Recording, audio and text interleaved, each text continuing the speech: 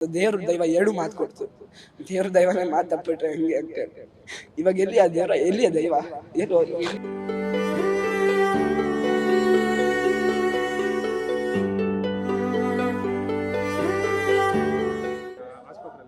Last ಮಾತಾಡಿ ನನ್ನ ಹತ್ರ ಇಲ್ವಾ, ಹೇಳಿದ್ರು ದೇಶಕ್ಕೋಸ್ಕರ ಆಡು ಮಗನ ಅಂತ.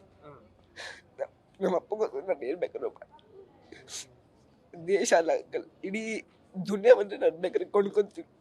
ನಮ್ಮ ಅಪ್ಪ ಬೇಕಿದ್ದು ನನಗೋಸ್ಕರ. ಕ್ಷಮಿಸಿ.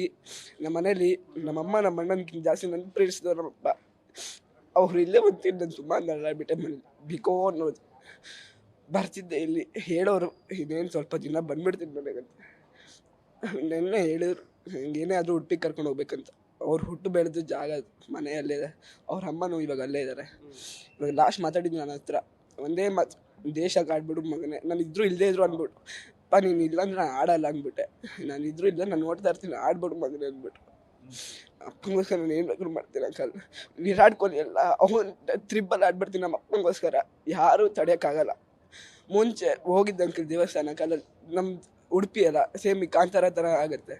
ಅಲ್ಲಿ ಕೇಳಿದ ಪ್ರಶ್ನೆ ಹಿಂಗಾಗಿದೆ ಅಂತ ಅವ್ರು ಹೇಳಿದ್ರು, ಏನು ಆ ಥರ ನಡೆಸ್ಕೊಡ್ತೀನಿ ಅಂತ. ದೇವ್ರ ದೈವ ಎರಡು ಮಾತು ಕೊಡ್ತು. ದೇವ್ರ ದೈವನೇ ಮಾತು ತಪ್ಪಿಟ್ರೆ ಹೆಂಗೆ ಅಂತ ಹೇಳಿ. ಇವಾಗ ಎಲ್ಲಿ ಆ ದೇವ್ರ, ಎಲ್ಲಿ ಆ ದೈವ, ಏನು